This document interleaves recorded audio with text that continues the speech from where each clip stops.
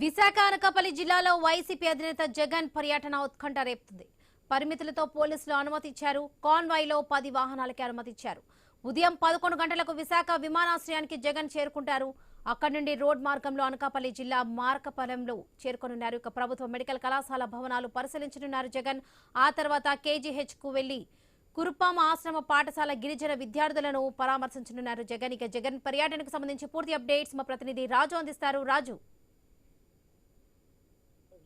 లక్ష్మి, ఏదైతే మాజీ ముఖ్యమంత్రి వైఎస్ఆర్ కాంగ్రెస్ పార్టీ అధినేత జగన్మోహన్ రెడ్డి ఈ రోజు అయితే ఉత్తరాంధ్రలో అనకాపల్లి, విశాఖపట్నం జిల్లాల పర్యటన పెట్టుకోవడం జరిగింది. షెడ్యూల్ కు సంబంధించి ఇప్పటికే రాజకీయ ఉత్కంఠ అయితే నెలకొందని చెప్పుకోవచ్చు. గత 3 రోజులుగా కూడా పర్యటన ఉంటుందా ఉండదా, ఆ పోలీసులు పర్మిషన్ ఇస్తారో ఎవరో అంటూ కూడా అనేక అనుమానాలు తావిస్తున్న నేపథ్యంలోనే పరిమితితో కూడినటువంటి అనుమతులు అయితే పోలీసులు ఎట్టకాలకైతే ఇవ్వడం జరిగింది. ఈ నేపథ్యంలో అంటే విశాఖపట్నం నుంచి అనకాపల్లిలోని మాకవరపాలెం వరకు కూడా భారీ రోడ్ షో నిర్వహించాలని చెప్పి ముందుగా వైఎస్ఆర్ కాంగ్రెస్ పార్టీ శ్రేణులు అయితే నిర్ణయం తీసుకున్నాయి.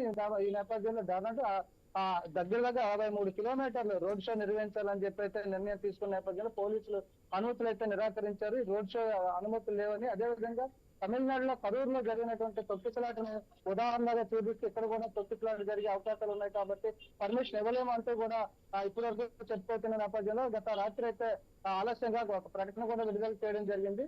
జగన్మోహన్ రెడ్డి ఏ రోడ్ లో ముందైతే వెళ్ళాలనుకున్నారో అది కాకుండా ఏదో రోడ్ లో పర్మిషన్ ఇస్తూ కూడా ఒక ఉత్తర్వులు అయితే జారీ చేసిన నేపథ్యంలో ఈ రోజు 11 గంటలకు జగన్మోహన్ రెడ్డి విశాఖ విమానాశ్రయానికి చేరుకొని అక్కడి నుంచి రోడ్డు మార్గం గుండా అంటే ఎన్ఏడి వేపగుంట పెందుర్తి మీద నుంచి హైవేలో అనకాపల్లి వెళ్ళి అక్కడి నుంచి తాళపాలెం మీదుగా మాకవరపాలెం చేరుకుంటారు. దీనికి 10 వాహనాలకు మాత్రమే పర్మిషన్ ఇవ్వడం జరిగింది. ఎక్కడా కూడా కాన్వాయ్ మధ్యలో ఆపకూడదు, జన సమీకరణ చేయకూడదు అంటూ కూడా ఆంక్షలు విధించింది. ఎక్కడైనా జన సమీకరణ చేసినా మధ్యలో కాన్వాయ్ ఆపి మాట్లాడినా కూడా పర్యటన రద్దు చేసే అధికారం కూడా పోలీసులకు ఉందంటూ కూడా నగర పోలీస్ కమిషనర్ శంకర్ బాబు గట్టిగానే హెచ్చరికలు జారీ చేసిన నేపథ్యంలో దీన్ని ఛాలెంజ్ గా తీసుకున్నటువంటి వైఎస్ఆర్ కాంగ్రెస్ పార్టీ నాయకులు ఎలాగైనా కార్యక్రమాన్ని విజయవంతం చేయాలని చెప్పి కూడా పట్టుదలతో ఉన్నారు. ఈ నేపథ్యంలోనే ఉత్తరాంధ్ర నుంచి కూడా జన సమీకరణ చేస్తున్న పరిస్థితి కనిపిస్తుంది. ఈ నేపథ్యంలో రాజకీయ ఘర్షణ వాతావరణాన్ని కూడా తెరతీసే అవకాశాలు ఎక్కువగా ఉన్నట్టుగా తెలుస్తుంది. ముఖ్యంగా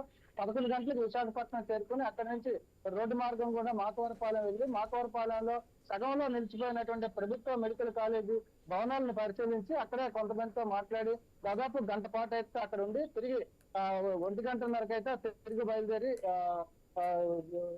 రిటర్న్ లో మళ్ళీ అదే రోడ్డు మార్గంలో ఉన్న విశాఖపట్నం చేరుకొని 4 గంటలకి కేజీహెచ్ కు చేరుకుంటారని కూడా ఇప్పటికే షెడ్యూల్ ప్రకటించడం జరిగింది.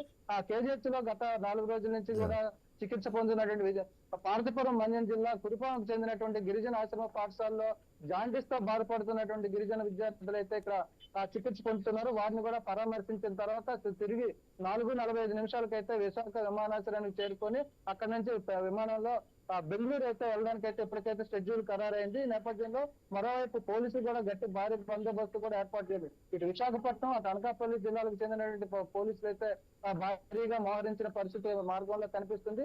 దీనికి తోడు విశాఖపట్నంలో ఈ రోజు మధ్యాహ్నం నుంచి కూడా మహిళా వరల్డ్ కప్ క్రికెట్ మ్యాచ్ జరగబోతున్న నేపథ్యంలో ఆ భద్రతా ఏర్పాట్లు కూడా పోలీసులు చూస్తున్న నేపథ్యంలో వీరికి సరైన భద్రత కల్పించలేమంటూ కూడా పోలీసులు చేతులెత్తేసిన నేపథ్యంలోనే వైఎస్ఆర్ కాంగ్రెస్ పార్టీ అయితే పూర్తిగా ప్రభుత్వం మీద నిరసన ధోరణితో ముందుకు వెళ్తున్న పరిస్థితి కనిపిస్తుంది. మరీ ముఖ్యంగా చూసుకుంటే ఎన్నికల తర్వాత వైఎస్ఆర్ కాంగ్రెస్ పార్టీ ఓడిపోయిన తర్వాత ఉత్తరాంధ్రలో ఇంత భారీ ప్రోగ్రాం పెట్టడం కూడా ఇదే తొలిసారి కావడంతో దీన్ని చాలా ప్రతిష్టాత్మకంగా అయితే వైఎస్ఆర్ కాంగ్రెస్ పార్టీ తీసుకొని చెప్పొచ్చు.